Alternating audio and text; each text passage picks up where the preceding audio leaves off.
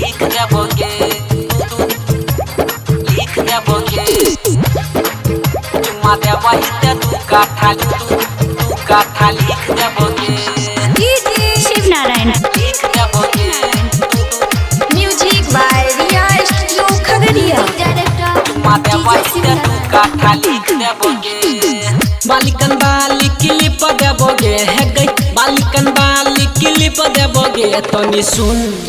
चुम्मा देबही ते दू काठा लिख देबोगे चुम्मा देबही ते दू काठा लिख देबोगे बालिकन बाली क्लिप देबोगे है गई बालिकन बाली क्लिप देबोगे तनी सुन चुम्मा देबही ते दू काठा लिख देबोगे चुम्मा देबही ते दू काठा लिख देबोगे चुम्मा देबही ते दू काठा लिख देबोगे मार के बेकार है लिख देबोगे लिख देबोगे शिव नारायण चुम्मा देबही ते दू काठा लिख देबोगे music by Riya studio Khagaria देबोगे लिख देबोगे तोहरो सहेली हमरा मिलल रहो काल्ह गे तोहरो सहेली हमरा मिलल रहो काल्ह गे देने रहो चुम्मा ते देलियो मोबाइल गे देने रहो चुम्मा ते देलियो मोबाइल तोहरो सहेली हमरा मिलल रहो काल्ह गे देने रहो चुम्मा ते देलियो मोबाइल गे तोरो तो ओकरा से निक देबोगे हे गई तोरो तो ओकरा से निक देबोगे तनी सुन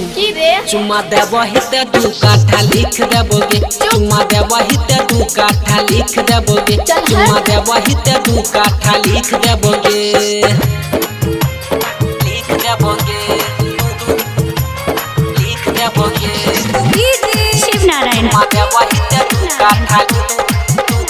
लिख देबोगे music by Riya studio Khagaria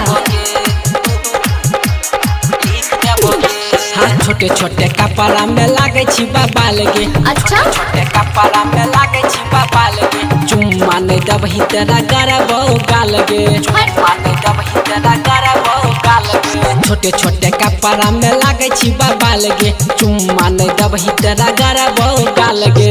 लब के डोज रोज रोज देबोगे है गई लब के डोज रोज रोज देबोगे तनी सुन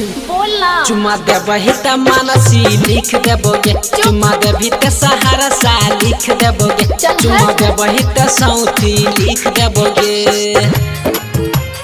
लिख देबोगे लिख देबोगे शिव नारायण चुम्मा देबही ते दू काठा लिख देबोगे music by Riya studio Khagaria देबोगे लिख देबोगे चौधरी के बेटा छिए सब कुछ देबो के बेटा छिए सब कुछ देबो डीजे दिवाकर की संगे मजा लेबो डीजे दिवाकर की संगे मजा लेबो चौधरी के बेटा छिए सब कुछ देबो डीजे दिवाकर की संगे मजा लेबो कुल कन्हैया रोज रोज बतोगे है गई संजीव सुनहरा रोज रोज बतोगे छौरी चुम्मा देबही ते खगड़िया लिख देबोगे चुम्मा देबही ते चिड़ैया लिख देबोगे चुम्मा देबही ते